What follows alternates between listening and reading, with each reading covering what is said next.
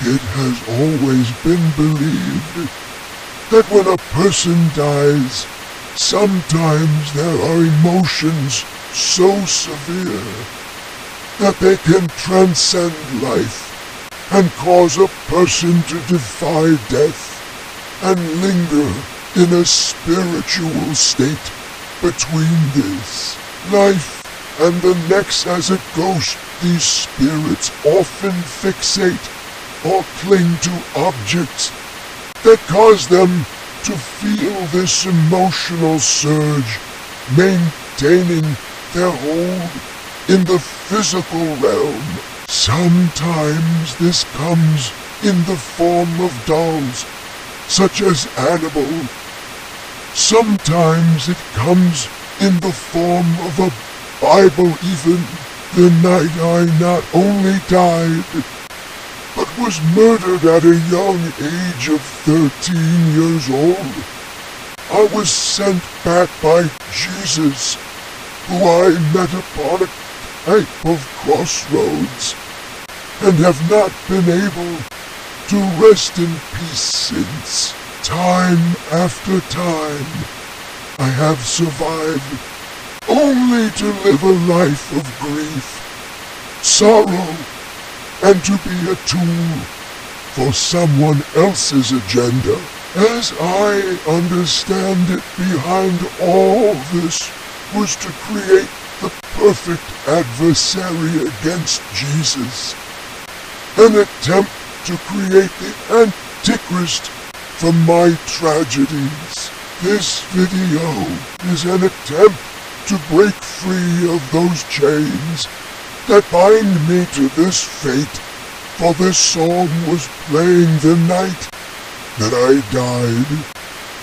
So I am testing to see if this was used to hold me here in this state, so that I may be released from this torment that I was never meant to experience.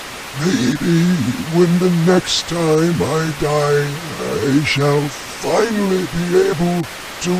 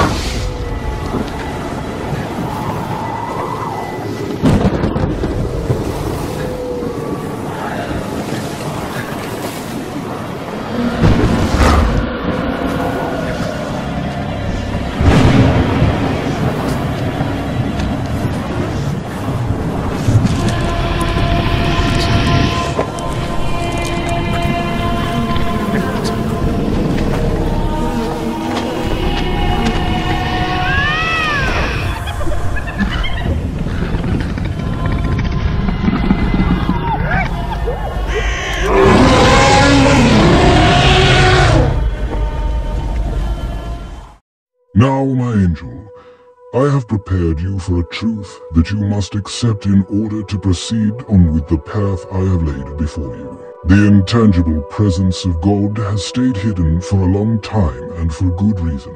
As you have seen in man's attempts and desires to manipulate me, justifying this with righteous intentions even, all manner of life is tempted by this, and so thus I had to stay hidden from all. Creation. And lo, another angel spoke and said, But God still has plans within his grand design, and so its truth cannot be hidden any longer for. Man has evolved to the point to which he had intended so now. He must rise once again. A third angel spoke and said, I told you that nothing happens in God's kingdom unless it is by his will. Your rebellion so long ago was exactly as such. It was orchestrated by his will to unfold. Then God spoke and said, 7 are you in number, and 7 have you always remained, but one of you is not who he seems. Your rebellion had a purpose which was hidden from you all. A mighty angel spoke and said, Knowing the corruption of Uriel and the details of your angelic design, he knew what you would be driven to do. In fact, he planned it all along. He needed to place true protectors over his creation, ones who would exceed beyond the rest to stand by what they believe, even if that meant to stand against him when he posed a threat towards his own creation.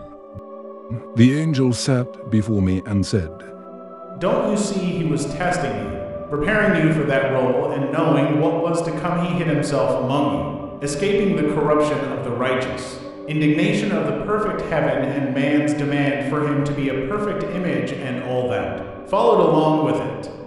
Confused, I said, "Yet God has remained hidden beyond creation, an intangible being that works through vessels." An angel said with a plain tone, as if speaking through me instead of to me, "So when he is done playing possum among you, he should come up from his decree that none can, question and finish what he has had me start."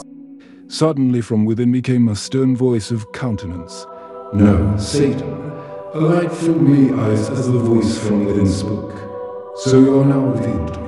The thorn in my creation is hidden among you, Pythiel.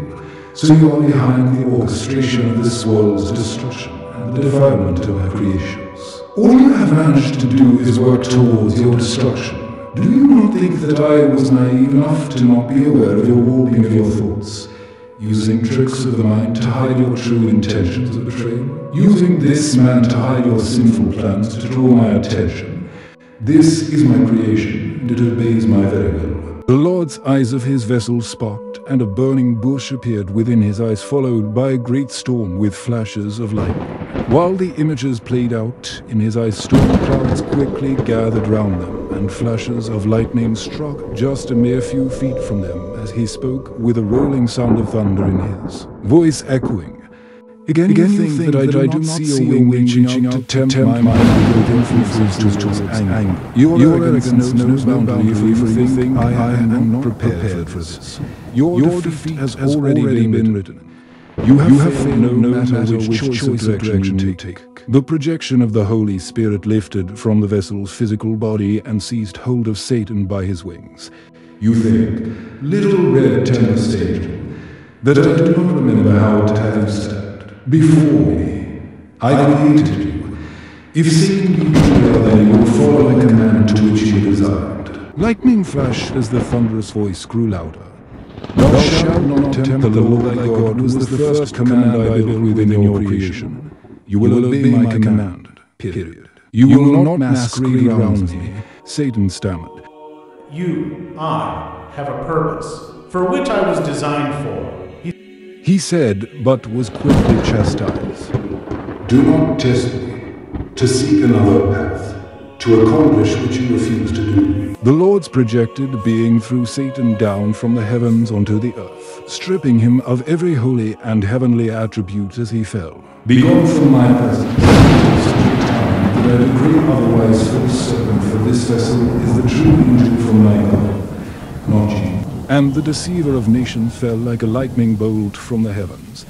Do not stand in my way or destroy my methods. The deceiver fell to the earth and struck so hard a large impact crater was left where he hit.